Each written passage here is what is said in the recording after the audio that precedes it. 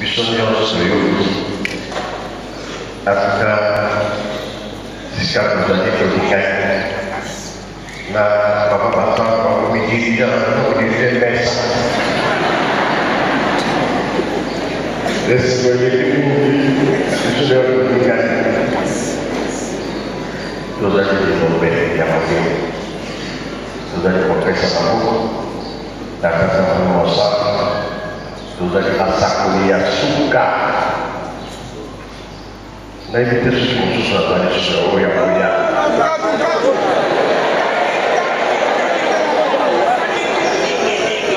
Kenapa ya nak kau ni? Ah, ini kita boleh. Okey, ni semua lah. Kita kita jadi dua. Coba cek. Saya telah utuskan kamu di sini. Simpai kawan. Patata pati somi. Sekolah ini somi bisa jadi berdoa. Relaxer kita tu kena dipakai benda DPD. Tutel belakang kapau, tu salah buat itu. Nak kapau dua bibir salah, apa buat tentang bino nyonso bandeko balandi ya Kimbangu Molimo Santu TV officiel esika nyonso bozali kozwa biso ezala na France kuna ba mama Zosiane ezala na Belgique mama Sonia Luzolo esika ozali mama Beyanga na famille mobima topesi bino mbote bolanda kalolaka na bino bandeko na biso ezala na Matadi ezala na Boma ezala na Kwilu kuna na Kikwit na Ngengulu na Nkwai bikoko kalo bisika nyonso bozali kozwama to limolelaka bino ete papa Simon Kimbangu azali Molimo Mosantu alobelaka mutu tango ya lingi na ngonga ya lingi na esika nyonso oya poni yango wana papa Simon Kimbangu kiangani abandaki kote ya biso pe ate ya kamokili mobima ke biso tokobanda koloba te tokoloba kaka sima ya bato kasi liboso tokota na likamo ya koyebisa bino ke Nzambe azalaka mutu mwendo bamindele babana koloba ke Nzambe azali africain mutu alobaki yango liboso ezalaki Gorbachev soki otali na kati ya journal Le Baobab ya 1986 azalaki na interview na ba journaliste kuna na URSS tango ezalaki Union socialiste et républicaine soviétique kuna na mikili ya poto alobi évangile ya solo ezali mutu mundu aye nango mutu ango azalaka na Afrique centrale biso nde bakimbangisto salaka babolopoli o babengi ba recherche poto koma na niveau wana ya kolimolete mutu yango biso sito yebiye papa Simon Kimbangu ya 1921 papa diangenda kuntima pe papa Simon Kimbangu kiangali na mukola lelo soki tolobi yango bolobi lokuta wana ezalaki nkoma kasi bolanda elema oyo ndeko na biso muyuda azali kote ya biso pona kolobete Nzambe azalaka africain tokena nuke azala africain tolanda. Ça veut dire que Kushi signifie Yesh Hashem, il y a Dieu. Ça veut dire que dans l'africain se trouve Dieu. C'est absolument incroyable. Dans les peuples africains se trouve le Dieu authentique qui a pour nom Yudke Vavke. Incroyable. Ça veut dire que caché à l'intérieur des peuples africains se trouve le véritable Dieu. Et c'est pour ça que en hébreu on appelle le noir Kushi, qui fait allusion à Yesh Havaye, Dieu se trouve à l'intérieur des peuples africains. Incroyable. Incroyable. On va aller plus loin. Là, vous vous tenez bien, vous attachez vos ceintures pour pas tomber. Le mot Mashiach. Mashiach en hébreu, c'est le Messie. Le mot Mashiach, quand on tourne les lettres sans les changer, les deux premières lettres, c'est Memshin, qui veut dire Shem. Shem, c'est l'identité. Quelle est l'identité du Mashiach? Les deux premières lettres du mot Mashiach signifient l'identité. Et après, on a un Yud et un Chet, qui sont les deux premières lettres de Israël et Cham. Israël, Yud, Cham, l'origine des peuples africains, comme on va le voir dans quelques instants. Ça veut dire que le Mashiach porte l'identité du peuple d'Israël et des peuples africains.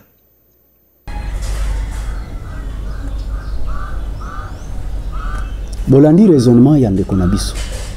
atei loposo na ye moko atei biso yo na ngai esika tovandi tolobelaka bino ke chaîne na bino Kimbangu Molimo Centre 3 égale 1 TV officiel pona kolakisa ke bango nyonso misato bazalaka mutu moko nde na mokolo ya lelo bomoni na ngambo na ngai na yambi tata moko alati bilamba tokopesa ye na mbote mbote ta papa na biso mbote papa pesa biso kombo na yo pe bandeko balandi balanda kombo na ngai papa Onyakonde Isekola papa Onyakonde Isekola Remi voilà boyoki kombo na ye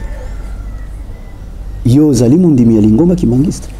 na zali mundimi ya kimbangiste tomoni yo na teni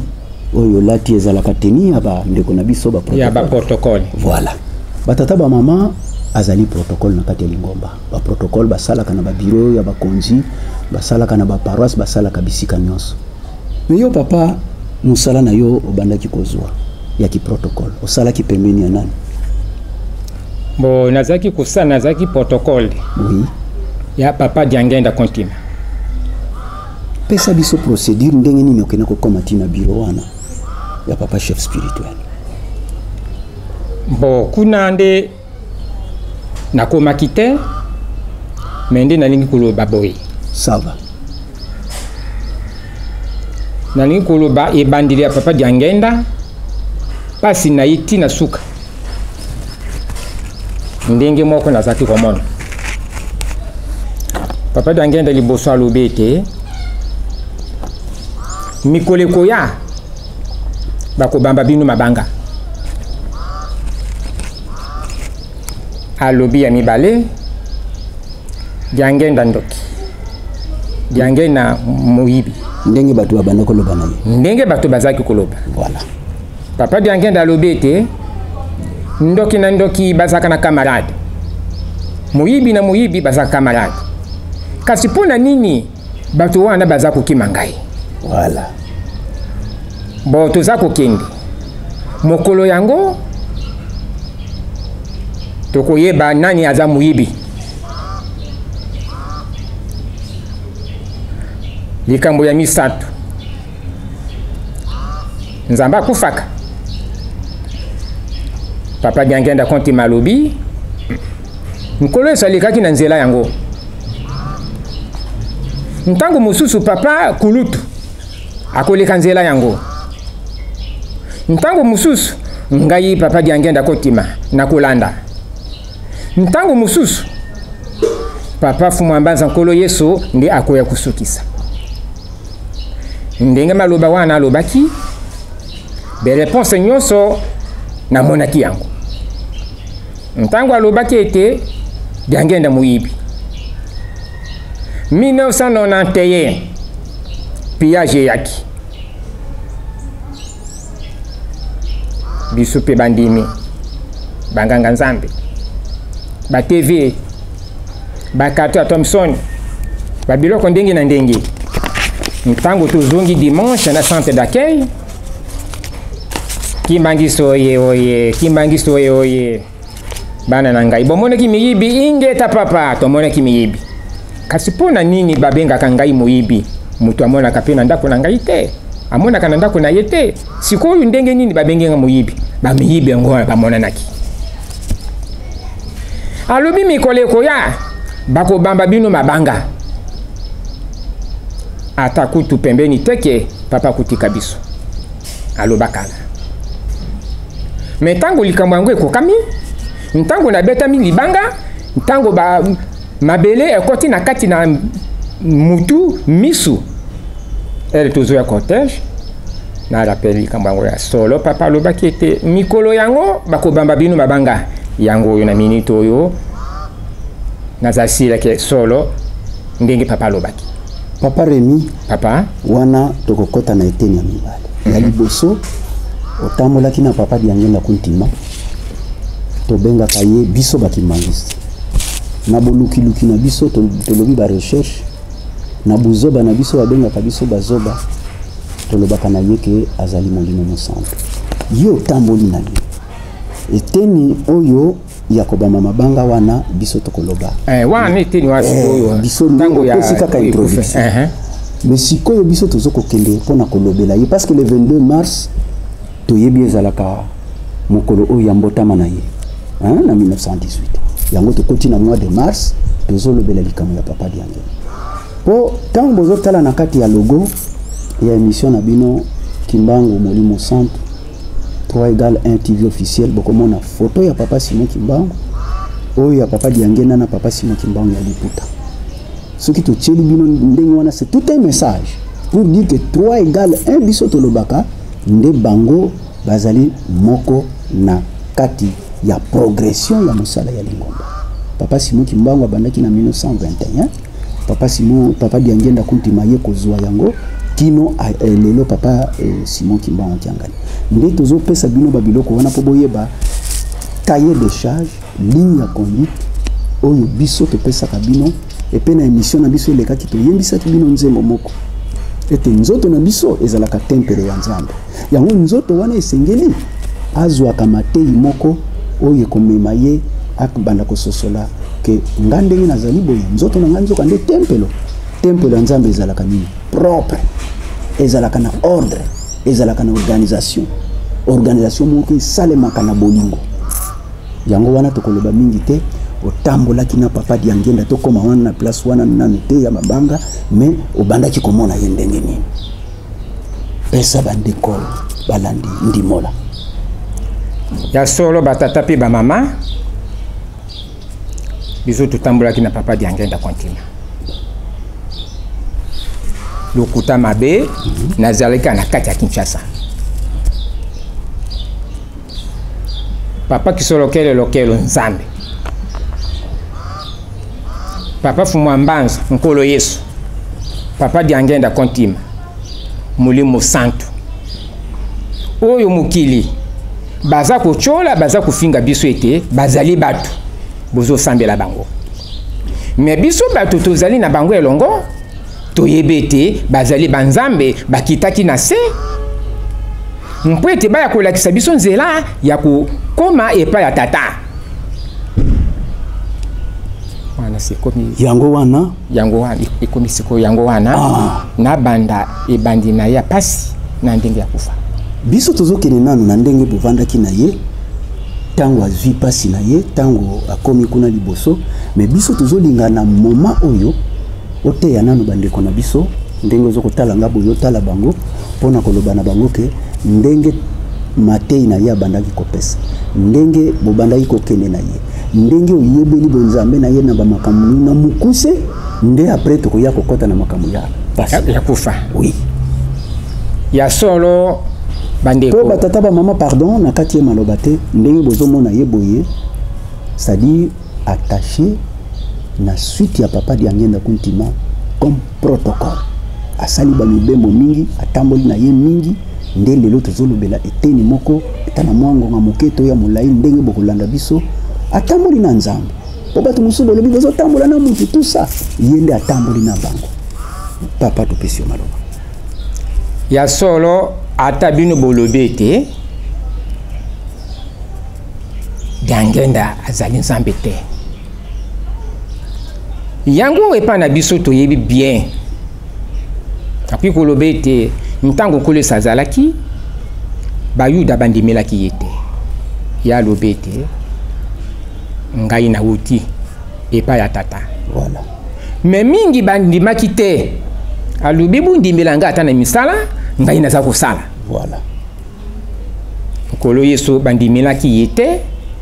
na bayuda na etape oyo ya biso lelo mutu mwindo papa Simon Kimbangu 21 azwaki musala nkolo Yesu apesaki musala mpo ete okosala musala koleka ngai ntango azwaki musala asali makamusi ya koleka mpo mokili boyeba boyoka ete solo nde likambo ezalaki ndenge wana asali makamusi kosekusa bato kufungula bato miso kolobisa bababa kutambisa babosono ntango mokili bamoni boye baye kokanga ye tina ndenge soki tolandi ebele mpo eza histoire ebele. Oui, papa bobana kotambola na papa Diange na kontina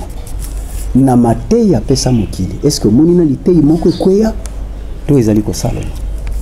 ata lite ya moko ekweya te mpe biso bato tozalaki na ye nyonso ye azalaki koloba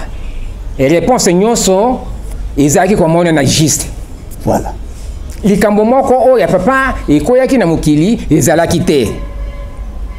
Napesa mo exemple esika wana okende pesa exemple ya lobi esika na lobaki mpona tokende esika lobaki mpona mikolo ekoya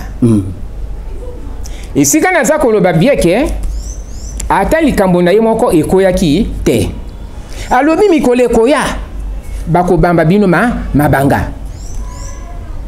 ata solo kutu te aye koloba bosambelaka mutu mbongo nzambe oyo asalaki bato ye azali nani azalaki mutu batata bamama bosambelaka mutu mutu yango totuni te ekolo nini loposo nini pamba te na émission na biso tosalaki chronique na biso oyo ya émission elekaka bolandaki biso tobanda koloba ke na mokili nzambe asali mabota mibale on appelle nation Esau na Jacob. Esau azalaki mokolo abimi mwana liboso pa ya mama Rebeka, Jacob abimi mutu asima. Papa Diange na bana yiko yebisa biso ete mutu mwindu azalaki nde mutu ya yambo. Ndenge to yembisaka na nzembo buya vangenza kanda ndombe buya vangayo. Do tango salaki mokili loposo mwindu pe salaki yango. Tango salaki mokili pe otiaki loposo mwindu na mokili. Yango wana libota ya eleka. Tola na nanu loposo pembe baloba na biso po bokoka koyeba. Potango biso moko tokoloba bokoloba ate kasi bango baloba yo mutu ozali kolanda biso ezaloza na poto ezalozala na Afrika na kwen nyonso biso tozana montant nini tokende koluka ye poto pesa ye mbongo me atindi likamwana na mokili mobimba ba mususu bakobomba ngo me biso na chaîne na bino Kimbangu Molimo 103 égale 1 TV officiel tokoyebisa bino bolanda nanu mama oyo ndenga zoloba concernant connexion ya Nzambe soki Nzambe azali loposo nini pe a conclure yango ndenge bolanda mama oyo mesure de plus en plus forte. En fait, la vidéo, j'ai envie de l'appeler Et si Jésus est noir, mais qui je suis? Et ben, en fait, très clairement, je suis absolument choquée de voir à quel point l'histoire a été falsifiée et aussi encore à quel fait des recherches, on se rend compte que en fait, le Christ, il pouvait être que noir, et ça d'un point de vue scientifique et aussi d'un point de vue qui était écrit dans la Bible. Déjà, dans la Bible, on lui dit qu'il a la peau comme le charbon et les cheveux de laine. Et puis quant à l'ADN, on découvre que les premiers hommes étaient noirs, donc c'est l'ADN primordial. Si Dieu a fait l'homme à son image, il pouvait être que noir, il pouvait être pas blanc. Après on se rend la Vierge noire, et on se rend compte en fait à l'étage dans les églises, on nous met la Vierge qui est peinte en blanche, et que même les curés savent que les vierges en fait de base c'est des vierges noires mais qui nous présentent ce qu'eux-mêmes appellent les usurpatrices. Ce que je trouve quand même extrêmement choquant, ça veut dire que toute la religion catholique est totalement basée sur l'inversion des valeurs. C'est comme ça qu'on avance sans avoir de préconçus à la base. Donc oui, très clairement, si Jésus est noir, ça change vraiment toute l'histoire de cette humanité et ça explique aussi tous ces passages de l'histoire où il y a eu l'esclavage. Enfin, forcément, là où il y a de la richesse, c'est là où on a envie de piller. Enfin, moi, j'ai envie de dire que je suis pas d'accord avec ce qui se passe encore dans le monde, que je trouve que ce monde est vraiment très raciste. Même je cherche à chacun d'avoir l'ouverture d'esprit, mais surtout l'ouverture de cœur, parce que sans l'ouverture de cœur, on va nulle part de l'amour de soi, de l'amour des autres, de l'amour de l'humanité. Moi, par exemple, voilà, bah, je suis blanche, mais j'ai aucun mal à reconnaître que bah, le peuple noir, c'est le peuple qui a quand même la plus grande connexion au divin, parce que si c'est la vérité, moi je le reconnais en tant que vérité, et je me sens pas du tout en insécurité pour autant. Et au contraire, depuis que j'ai découvert tout ça sur toute la base des religions et de ce monde, tout prend vraiment un autre sens. Na nsima nango batata bamama tozongeli papa na ndenge ya lobi tango balobi na yo ete papa Diange nazoyebisa bato ke Nzambe azali mutu mwindu bato batiaki tembe likambo oyo ye azali koloba ya mabanga baspe ezali ebele bango nde bato bavivre likambo wana yango topesi yo maloba yango wana tanga alobi likambo ya mabanga ke mikolo ekoya bakobamba mibino mabanga Nzambe akufaka te mais sikona banda tokende banda ibandele na badi likambo tokende ya solo batata ba mama tozaki na santé d'accueil mokolo ya yenga bamindele mibale bawuti na poto na mutu mundu moko e bandili ya papa Diange Ndakonti Momolomo Santo isika bandaki tina ndenga yikutika biso mundela ayebisi papa Diange Ndakonti alobi papa toyi kosenga bolimbisi biso bato tonyokola tata kobeta ye bafimbo koboka ye na mai kochie na batono tokoti epe na kasho 30 ans na prison pona loposo mwindo ye mundela alobi ete biso te kasi baoyo basalaki likambo yango batata bakoko te biso toye kosenga bolimbisi papa Diange Ndakonti limbisa biso liloba ya mibale alobi papa Diange Nda kende kozwa eloko biso tobotolaka bino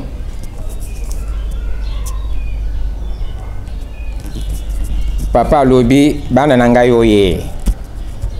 kimbangiso oye nakende kozwa eloko yango kende papa bana na ngai nakende kozwa eloko wana kende alobi kasi na loposo oyo te alobi na njoto oyo te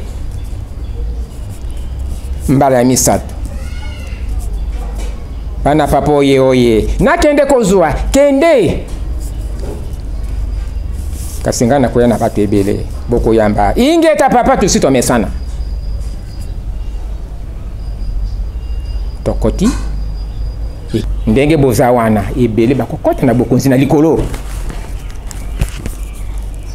kasi bolingo mibeko misala azongi na ndako après 2 jours papa ki na poto tovandi après 2 semaines message ye kaka biso tozala na santé d'accueil tozosambela nakoki koloba ete ngai nazali ja moke yoani moke oyo amonaki oyo ayokaki oyo mpe asimbaki ngai nazali ja moke oyo amonaki oyo ayokaki mpe nasimbaki mbote oyo papa Diange apesaki ngai papa awuti koloba mokili yango soki tolobi mingi totiaka mayele na biso bamindele tobengaka bango bana Maria po soki balobi mutu mosusu akoloba te kasi bolanda mundele oyo azali koyebisa biso alobi biso bamindele na bino bato mwindu mutu mwindu akoki kobota mundele kasi mundele akoki kobota mutu mwindu te mais tolimolaka yango toteyaka yango tolakisaka mpe yango po soki biso tolobi bokolobaka elokuta yango tosepelaka bango moko balobaka olanda ye ndenge auti koteya to azali koteya ye na ngai tolanda yango na nzela ya bililingi po bino bokoka koyeba. À son origine, parce que la race noire est la race mère. Moi, je suis blanc, mais je ne peux pas avoir d'enfants noirs. Vous, vous êtes noir et vous pouvez avoir des enfants blancs. Donc ça veut dire vous êtes la race mère. Moi, je suis vos descendants. Nous sommes partis de vos descendants. Donc le retour, plus la connaissance va se faire, plus la spiritualité, le premier pouvoir qui a été enlevé au départ parce que vous connaissiez déjà Dieu, mais vous l'avez perdu. Vous êtes en train de le récupérer. Mais maintenant, il faut récupérer le premier pouvoir qui est le pouvoir spirituel.